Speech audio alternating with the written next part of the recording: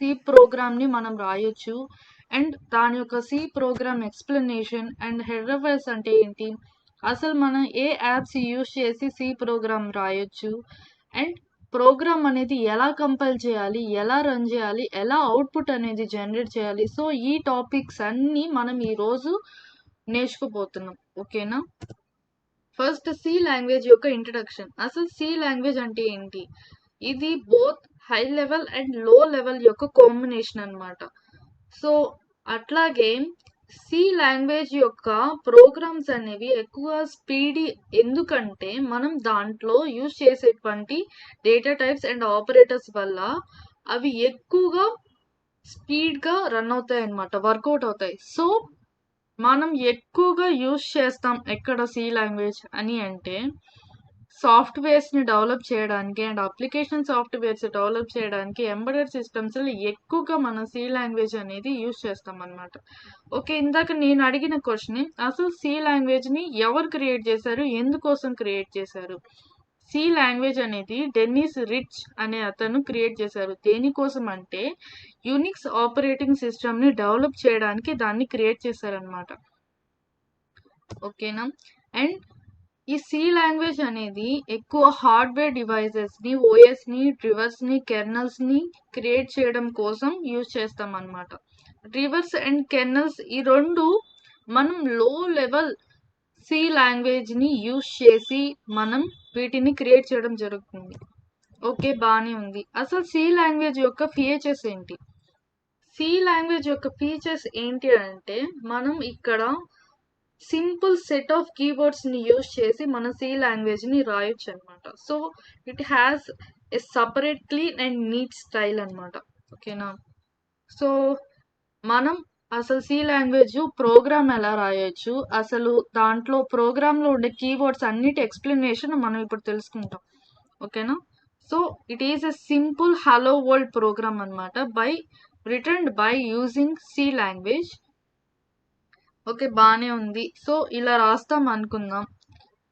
అసలు ఈ స్టార్టింగ్ ఉండేటువంటి ఈ 2 lines hash include stdio.h hash include conio.h అని రాసాం మనం ఇక్కడ.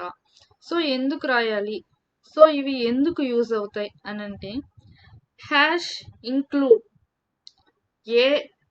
ఏ కీవర్డ్స్ అయినా, ఏ వర్డ్ అయినా ముందు హ్యాష్ సింబల్తో మనం రాసామనంటే సో వాటిని ప్రీ ప్రాసెస్ డైరెక్టివ్స్ అని అంటాం అనమాట.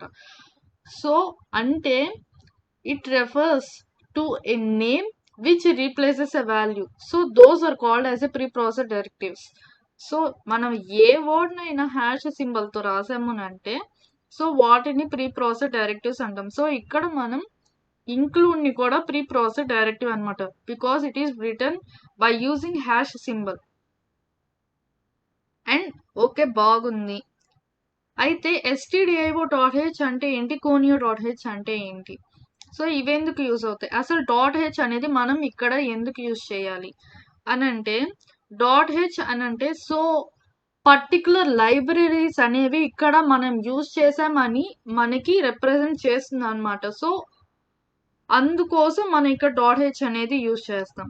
సో ఓకే, బాగుంది. అయితే stdio అండ్ conio ఎందుకు యూజ్ చేస్తాం? stdio అని అంటే స్టాండర్డ్ ఇన్పుట్ అండ్ అవుట్పుట్. ఇందులో మనం 2 ఫంక్షన్స్ని యూజ్ చేస్తాం అనమాట, ప్రింట్ఎఫ్ అండ్ స్కాన్ఎఫ్. ఓకే, బాగుంది. ఇక్కడ 2 ఫంక్షన్స్ యూజ్ చేస్తారని చెప్పారు. అసలు ఆ ఫంక్షన్స్ ఏంటి? ప్రింట్ఎఫ్ అని అంటే which gives the output to the console అనమాట. అంటే ఒక కన్సోల్కి అవుట్పుట్ని అనేది ప్రొడ్యూస్ చేస్తుంది, దాన్ని ప్రింట్ఎఫ్గా అంటాము. సో అందుకు ప్రింట్ఎఫ్ యూజ్ అవుతుంది. ఓకే, బాగుంది. అవుట్పుట్ని కన్సోల్కి ఇస్తుంది అని అన్నారు. అసలు కన్సోల్ అంటే ఏంటి?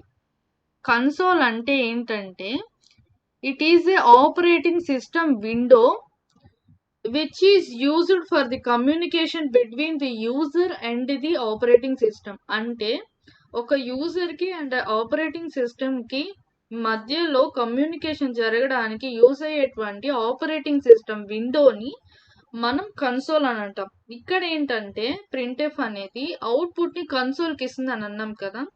సో ఆ అవుట్పుట్ని యూజర్కి విజిబుల్ అయ్యేటట్టు ఆపరేటింగ్ సిస్టమ్ విండో మీద డిస్ప్లే చేస్తుంది అనమాట. సో దాన్ని మనం ప్రింట్ఎఫ్ యొక్క ఆపరేషన్ అంటాం. ఓకేనా? ఓకే, బాగుంది. సరే, స్కాన్ఎఫ్ ఎందుకు యూజ్ చేస్తారు?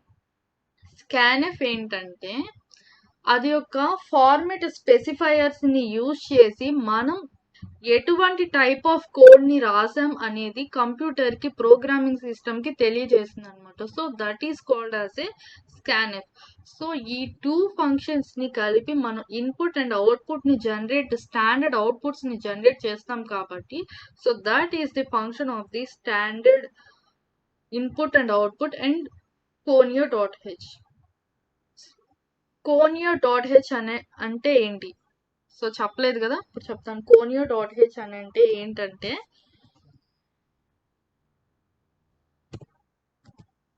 It is used to hold the screen and make compilers to provide console input and output. ఇది ఏం చేస్తున్నానంటే మన కంపైలేషన్ కి అండ్ రన్నింగ్ కి ఉన్నప్పుడు మన స్క్రీన్ ని అది హోల్డ్ చేస్తుంది అనమాట. And at the same times